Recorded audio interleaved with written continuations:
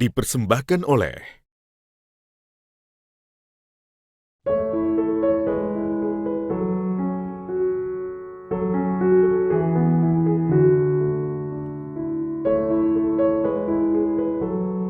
pro dan kontra dalam pelaksanaan mudik lebaran di masa pandemi corona adalah sesuatu hal yang wajar. Masing-masing memiliki alasan mengapa mudik bisa dilakukan atau tidak. Namun, benarkah dengan menahan diri untuk tidak mudik ke kampung akan menghilangkan keafdolan silaturahim? Apakah dalam tuntunan ajaran Islam, silaturahim mengharuskan kita bertemu muka? Di satu sisi, kita harus pula mempertimbangkan kemaslahatan saat bermudik.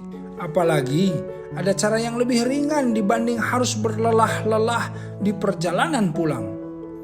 Apakah itu?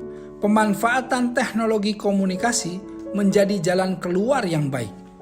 Ya tentu di masa pandemi corona ini.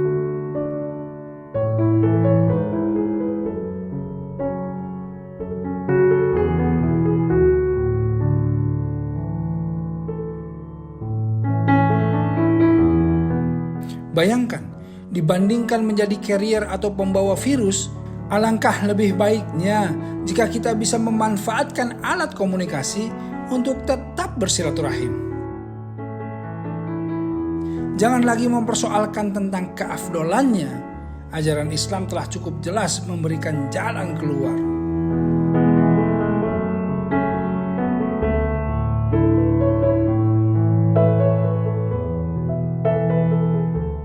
Lalu, solusi seperti apa?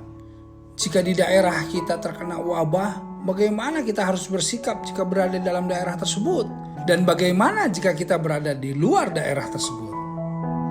Alhamdulillah pemirsa, masih bersama saya Erik Yusuf dan Bang Mucle di acara Satu Kansaf Indonesia edisi spesial Celoteh Kang Erik Yusuf. Kita ditemani oleh bersama Teh Elma, ada Mbak Indah juga ya, Bu Dokter Indah. Tetapi kita tadi baru lihat Viti itu, bagaimana tentang masalah silaturahim. Memang kalau kita lihat di dalam hadis sebutkan man ahabba ayub satulahu fi rizki wa yunsa'lahu fi atharihi falyasir rahimahu. Artinya barang siapa yang ingin dilapangkan rizkinya, ingin usianya dipanjangkan jadi berkah, hendaklah selalu menyambung tali silaturahim, kata Rasulullah SAW. Nah, artinya menyambung tali silaturahim itu tidak selalu melulu harus kemudian berjumpa seperti ini kalau sekarang. Ya kalau zaman dulu ya tentu silaturahim bahkan sampai sekarang afdalnya memang ketemu. Ya kan karena ta'liful qulub atau menyatukan hati itu sebagaimana kalau kita lihat Imam Syafi'i walaupun sudah hafal bukunya dari Imam Malik ya semuanya tapi tetap ingin bertemu gurunya. Ya, betul. Itu karena ingin menyambung yang namanya silaturahim, menyambung yang namanya hati atau kolbu.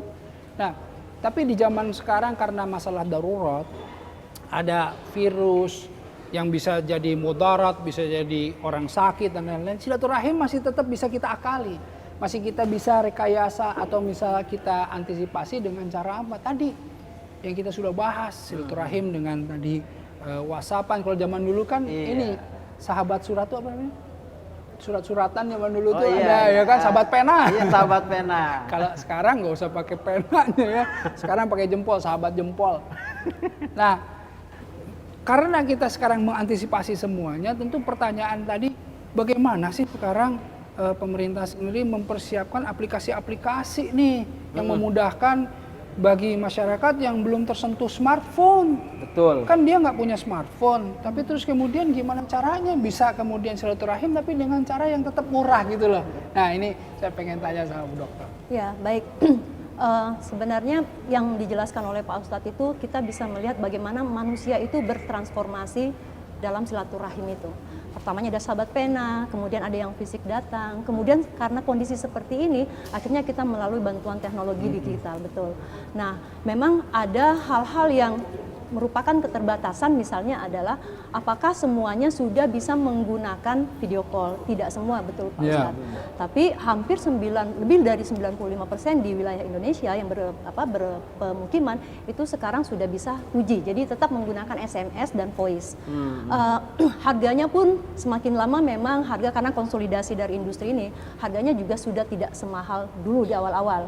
Jadi Memang kita betul-betul mengharapkan pemerintah bahwa ketika coverage ini tercover dengan konsolidasi industri yang sangat baik, harga juga akan membuat masyarakat bisa menikmati layanannya, bukan hanya yang di Jabodetabek, tapi juga di wilayah-wilayah di tertinggal, terluar, dan terdepan di Indonesia. Nah, insya Allah masih bisa terjangkau lah ya, walaupun tidak menggunakan video call gitu kira-kira ya. Betul, betul. Mbak Indah, kan kita kemarin harus jangan sampai mudik lah, sebisa mungkin di rumah, sebisa mungkin tetap menjaga jarak agar supaya penebaran virus ini tidak kemudian menyebar terlalu luas. Ada nggak aplikasi-aplikasi khusus yang aman, yang kita pakai itu kan banyak sekali isu-isu atau gosip-gosip bertebaran. Ini aplikasi ini nggak aman, aplikasi ini nggak aman. Jangan-jangan nanti kita pakai aplikasi tertentu untuk meeting, untuk segala macam, tiba-tiba uang di ATM habis misalnya kalau kata TLMA gitu. Ada nggak yang bisa kita Padahal dijamin? dia lupa habis belanja. Betul juga ya. Habis belanja jadi habis. Iya betul. Tapi mungkin bisa jadi kita dengerin nih. Iya, jadi Ustadz, aplikasi-aplikasi pada dasarnya sekarang itu sudah tingkat sekuritasnya sangat baik. Kadang-kadang kenapa itu kemudian bocor bukan karena aplikasinya, tapi karena kecerobohan kita sendiri. Misalnya pada saat kita melakukan meeting online, kita share melalui WhatsApp misalnya, silakan semua bisa masuk ke sini. Akhirnya tidak pakai password, tidak pakai ID, sehingga siapapun yang menerima WhatsApp itu, apalagi WhatsAppnya kita forward kemana-mana, itu bisa ikut join. Ikut gitu, join. ya. Nah, aplikasi-aplikasi itu sangat banyak dan kita harus mencek tingkat sekuritasnya. Kita harus betul-betul baca apa yang boleh kita share, apa yang tidak mau kita share. Misalnya ini hanya untuk grup meeting, ya hanya orang-orang tertentu. Sama misalnya di Instagram kalau live, ya sudah yang follow aja, jangan untuk publik. Jadi itu harus juga kita perhatikan.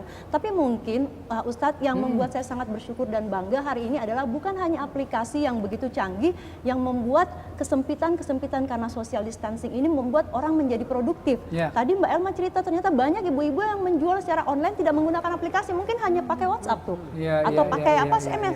Mungkin itu juga inisiatif-inisiatif begitu yang harus kita berikan apresiasi luar biasa. Betul. Kalau saya sih, insya Allah ya, di balik kesulitan kan selalu ada kemudahan ya, fainnamal usri yusra. Tapi intinya begini, kreativitas itu kadang-kadang muncul ketika memang kita tertekan, terpaksa gitu. Akhirnya jadi kreatif. Nah, karenanya saya ingin sebetulnya di dalam memandang yang namanya kondisi yang seperti ini, kita bagaimana caranya tetap melakukan aktivitas tetapi tentu menjaga kehalalannya dan lain-lain nih. Nah, ini penting sekali karena salah satunya aplikasi tadi.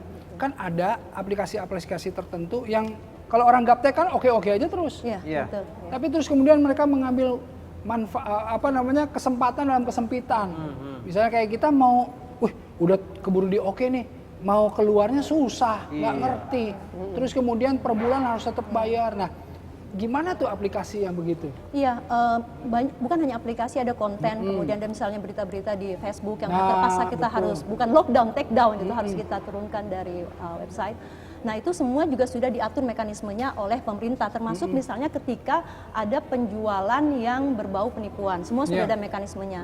Jadi kita bisa laporkan ke Kementerian Kominfo, keberatan-keberatan kita nanti akan diinvestigasi dan kemudian akan ada hasilnya yang diumumkan oleh pemerintah. Jadi pemerintah betul-betul juga dalam situasi ini berusaha menjamin bahwa sekuritas layanan digital, apalagi terkait dengan silaturahim yang tidak bisa seperti dulu, itu terjaga di masyarakat. Ya, itu yang perlu dipentingkan karena begini, pemirsa pastikan sekarang karena terbatas geraknya, mau belanja terbatas, mau ini terbatas, itu terbatas, semuanya akhirnya mengandalkan yang namanya teknologi nih.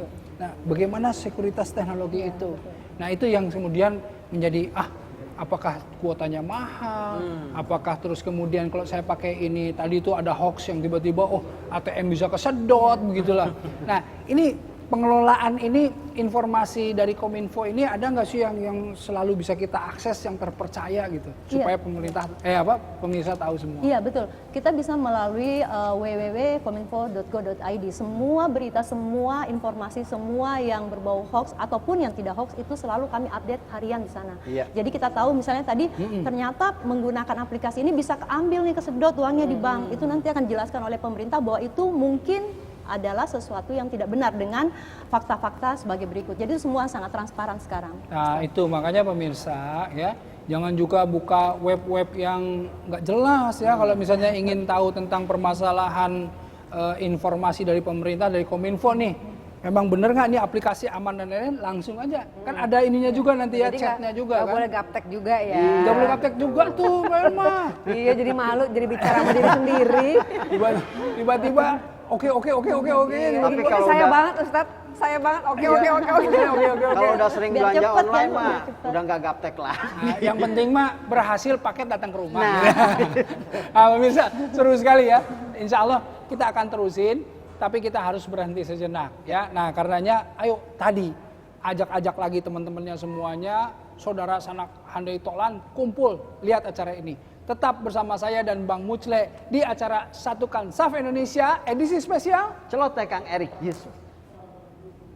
Satukan saf dalam keragaman, merindu menuju yang satu, satukan saf. Dipersembahkan oleh